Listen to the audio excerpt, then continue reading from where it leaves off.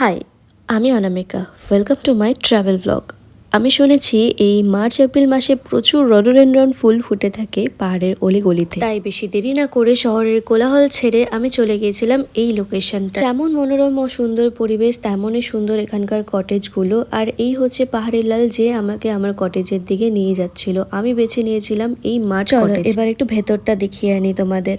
একটা বড় king side বেডের সাথে ছিল একটা সাইড বেড উইন্ডো ঘেঁষা, যেখানে তোমরা অনেকক্ষণ সময় কাটাতে পারবে বাইরের দৃশ্য দেখতে দেখতে। প্লাস ছিল কিচেন ক্যাবিনেট, একটা ডেস্ক মতো যেখানে তোমরা অনেকক্ষণ বইয়ের সাথে সময় কাটাতে পারবে। একটা বেড সাইড উইন্ডো, ফুল মিরর, এত সুন্দরভাবে এস্থেটিক্যালি এটাকে সাজানো, প্রত্যেকটা কর্নার এত সুন্দর।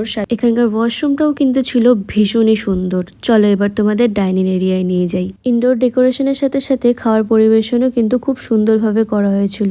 এরপর সন্ধ্যায় জোর বৃষ্টি নেমেছিল পাহাড়ে, তাই মনটা কফি কফি করছিল। আমি কফি শেষে বাড়ি থেকে নিয়ে গিয়েছিলাম। আর এই কর্নারে বসে কফি এনজয় করতে করতেই সময় হয়ে গিয়েছিল ডিনারে ছিল রুটি, এগ কারি ও সবজি। সারাদিন জার্নি ও ভিডিও করে প্রচন্ড টায়ার্ড হয়ে গিয়েছিলাম, তাই একচোট ঘুমিয়ে নিয়েছিলাম। ঘুম থেকে উঠেই সময় হয়ে গিয়েছিল ব্রেকফাস্টের। তাই চলো এবার তোমাদের ডাইনিং এরিয়াটা প্রপারলি ঘুরে দেখাই। এই এরিয়াটা রুমের থেকেও ভীষণই বড়, আর প্রত্যেকটা কর্নার এত সুন্দরভাবে ডেকোরেট করা, যেখানে প্রত্যেকটা কর্নারে গিয়ে তোমরা সুন্দরভাবে ছবি ও ভিডিও তুলতে পারবে।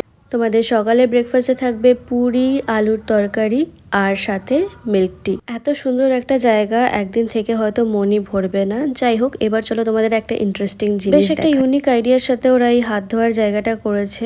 মনে হচ্ছে যেন ঝর্ণার জলে হাত ধুচ্ছি। এরপর পাহাড়ি লালকে আমি বাই করে রুমে চলে গিয়েছিলাম রেডি হতে, কারণ চেক আউট করার সময় হয়েই গিয়েছে, বেরিয়ে পড়তে হবে। আমি সবকিছু অবশ্যই ডিটেলসে ডেসক্রিপশনে দিয়ে দেবো, তোমরা চেক করে নিও। এরপর আমি চলে যাচ্ছি অন্য একটি লোকেশনে। দেখা হচ্ছে নেক্সট ভিডিওতে। ওকে, বাই।